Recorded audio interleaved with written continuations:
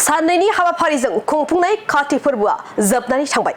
36थि काति फोरबोखौ 2 नं लादांगुरि गामियाव गाजा गोमजायै फालिना जोबनानै थांबाय। धेमाजि जिल्ला जनाय 2 नं लादांगुरि गामियाव बोसोरफ्रोमबो फालिबोनाय बायदियै बर' आंगो फोरबो काति फोरबोखौ गामिनि गागि आफाद, लाइमोन आफाद, माइनाव आफाद जथायै 36थि काति फोरबोखौ 10 आरो 19 अक्ट'बर साननैनि हाबाफारिजों खुंफुंनाया जोबनानै थांबाय। जोबथा सानखालि हाबाफारियाव धेमाजि जिल्ला आरो आइजो अनसाय आफादनि आफादगिरि पुलिसरि दैमारि बिथाङा बाहागो लानानै काति फोरबोआ बर'फोरनि आंगो फोरबो आरो दानि समाजनि सायाव माबायदि लाइमोन माइनाव बाथौ धोरोमखौ फोथांनानै लाखिनायाव बाहागो लानांगौ बेनि सायाव गोबां बिबुंथि लाखियो आरो फुजा मेलायाव जौ जुवा गेलेनायखौ बन्द जानांगौ होननानै गोबां बायदि बायदि बिबुंथि लाखियो।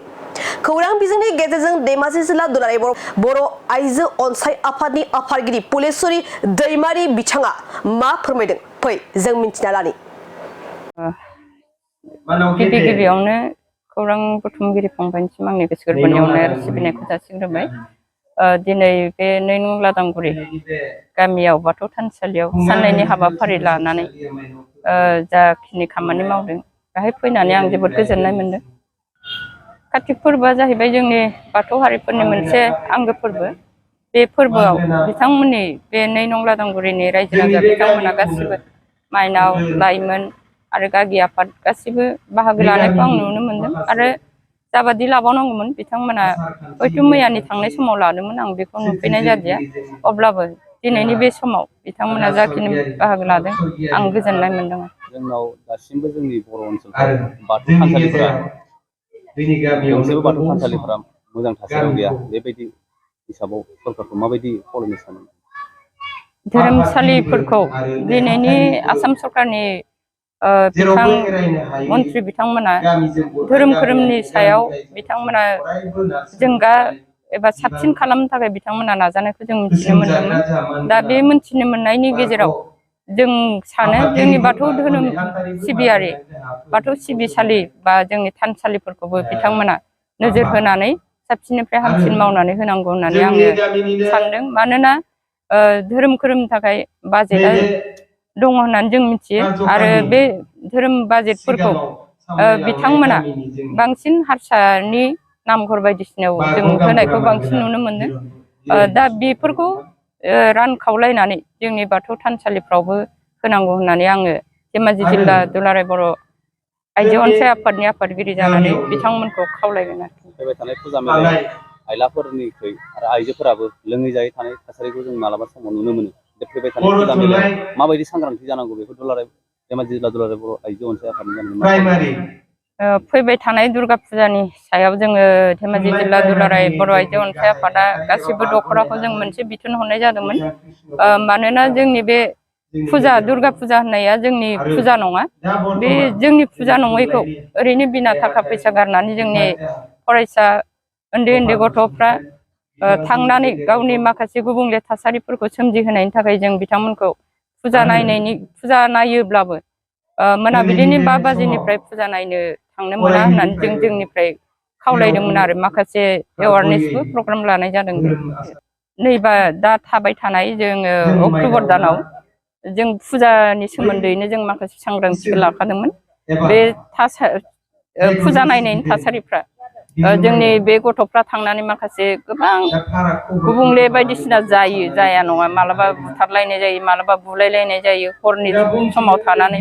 दा फुजाया जोंनि नङा होननानै जों मिथिखायो। दा बे नङै जायगायाव थांनानै जों गुबुनजों बुलायनाय बा गुबुनजों बायदिसिना गाज्रि आबहावायाव गोग्लैहैनाया जोंनि थाखाय थार नङा। बेफोरनि थाखाय बेखौ होबथानो थाखायनो जोङो 5 बाजिनिफ्रायनो थांनो होआखै। जुदि सोरबा थाङोब्ला गावनि बिमा बिफाया गार्जेना जुदि लाङोब्ला गार्जेनजों बेरायनो हागोन होननानै जों बेखौ फोसावनाय जादों आरोखि।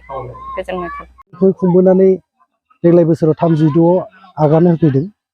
दा बे 36थि बोसोरसालिया जिथुनाखि माइनाव फोरबो, बे जों माइनाव फोरबोखौ जोङो खोब गरजियासै खुंदों होननानै जोंनि गोसोजों जे फोरमायनो सानो।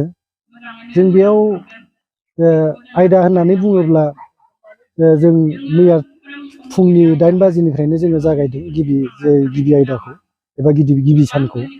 बेयाव जोङो थुनलाइयारि बादायलायनाय जेरै जोङो खन्थाइ आवरायनाय, जायगायावनो खन्थाइ लिरनाय, जायगायावनो सावगारि आखिनाय, सावगारि एरनाय आरो सोंनाय फिननाय बादायलायनाय जायखौ जोङो कुइज प्रग्राम होननानै बुङो आरो उन्दै गथ'फोरनि थाखो 1निफ्राय लानानै थाखो 10सिम जोङो खन्थाइ आवरायनाय बेखिनिखौ लादों आरो जों बोसोरफ्रोमबो बिदिनो लाबोबाय थायो। खाथि फोरबोजों लोगोसे जे उन्दै फंबाय बिनानावमोननि कुइज बादायलायनाय जेनेबा खन्थाइ बादायलायनाय बेनि थांखिया मानि थाखाय लानाय जादों? जोङो गुबैयै बुंनो थाङोब्ला जोङो उन्दैनिफ्रायनो जोङो धोरोमनि बागै जोङो मिथिहोनांगोन बेखौ जोङो नोजोर बोनानै आरो जे जोंना बे बाथौ सिबियारि हिसाबै एबा बाथौ धोरोमाव जोंहा जिहेथु मोनबा जे फोरबो थायो बे मोनबा फोरबोनि गेजेराव बेबो जोंनि मोनसे एंगारनो हायि फोरबो। जोङो बे मोनबा फोरबोखौबो जों गामियाव फालियो अब्लाबो जोङो नैबे खाथि फोरबोआव बांसिन फालिनायनि ओंथियानो जाहैबाय जोंहा खाथियाव दुर्गा फुजा खाथि जायो। दा बे दुर्गा फुजाफोराव जोङो मालायनि जिहेथु गोबांफोरानो बुंनो नागिरो जे बियो जोंनि बर'नि फोरबो नङा। दा बेखौ जोङो एसे बावहोनानै जोंनि बे खाथि फोरबोखौ एबा माइनाव फोरबोखौ बेयावनो गथ'फोरा जे मुखुब जानानै बैखौ बावलांनो हायो बिनि नोजोरजों जोङो बेखिनिखौ लानाय जायो। लोगोसेयैनो आरो थोंजोङै बुंनो थाङोब्ला जोङो नैबे खाथि फोरबोआवनो जोङो फरायसाफोरनि माखासे बन्द'खौ जोङो मोननो हायो। जे फारियै नांलाङो होननानै बुंब्लाबो गोरोन्थि जाया। खाथि फोरबोनि उनावनो दुर्गा फुजा फोरबो, बिनि उनावनो जोंहा लोखि फुजा बेबायदि नांलाङो। बेनिखायनो माने गथ'फोरखौ बेयाव बांसिन मोनसिननायनि थाखाय जोङो बे आयदाखौ लानाय जायो आरो लोगोसेयैनो आरो जोङो गथ'फोरनि माखासे जोङो हरखाब बिबुंथिजों बिसोरनि साहसफोरा एसे बारायथों बेखौ लानानै जों लानाय जायो आरो जायगायावनो खन्थाइ लिरनाय माने जोङो खन्थाइ रनसायनो हानाय बेखौ नोजोर बोनानै लानाय जायो आरो सानफ्रोमबो हारिमु बादायलायनायखौ जोङो गिबियावनो बांसिन थुनलाइजों लोगोसे बेखौबो लाफायो आरो जिहेथु जोङो बादायलायनाय हिसाबै जोङो उन्दै गथ'नि हारसिङै मोसानाय बादायलायनाय, लोगोसेयैनो जोङो हारसिङै आर'ज मेथाइ खननाय बादायलायनाय आरो जोङो बिदिनो गामियाव गोबां सेल्फ हेल्प ग्रुप होननानै जों जायखौ बुङो। दा जों गामियाव सेल्फ हेल्प ग्रुप हिसाबै 9थासो दङ। बिथांमोनखौबो माने ग्रुप वाइसै जोङो माबायदि जौगादों बेखौ नायनानै आर'ज मेथाइ बादायलायनायखौ लादों। आरो आलासि महरै लिंहरनाय होननानै बुङोब्ला जोङो जोंनि जुनाय दख'रा दुलाराय हारिमु आफादनि मानाव गेदेर आफादगिरि बुद्धदेब स्वरगयारि बिथांखौ लिंहरनाय जादोंमोन मैयायो थांनाय हराव। आरो बेयाव जोङो बादायलायनाय होननानै बुङोब्ला थालांबावनाय जागोन, जे बुङाबा एसे आद्रा थानाय बायदि जागोन। जोङो बिहामजोफोरनि हारसिङै मोसानाय बादायलायनायखौबो जोङो एसे ओरैनो हराव जिहेथु जोङो माइनाव बुरखांनो थाखाय अखानायजासिम थानांगौ नालाय बेखिनिखौबो जों लाफायो आरो लाइमोन सेंग्रा सिख्लाफोरनि हारसिङै मोसानाय मेथाइ खननाय बेखिनिखौबो जों लायो आरो। गाव गावनि देहाखौ गोग्गो आरो गोख्रों खालामनो गोसो गुदुं लाइमोन एबा सुबुंफोरनि थाखाय मोजां खौरां। क'क्राझार सोहोरनि खोदोमथलायाव लानानै फैदों फिट सिटी मुंनि मोनसे जिम सेन्टार।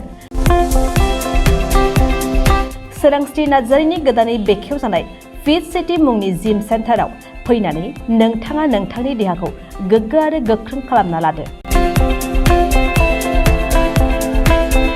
अब्ला मानोथो गोबाव खालामखो? नोंथाङा थाबैनो फिट सिटीआव एडमिसन लाहैदो। आबुंसिनै मिन्थिनो थाखाय 7896710934 नङाब्ला 9706677961 मबाइल नाम्बाराव कल खालामनो हागोन।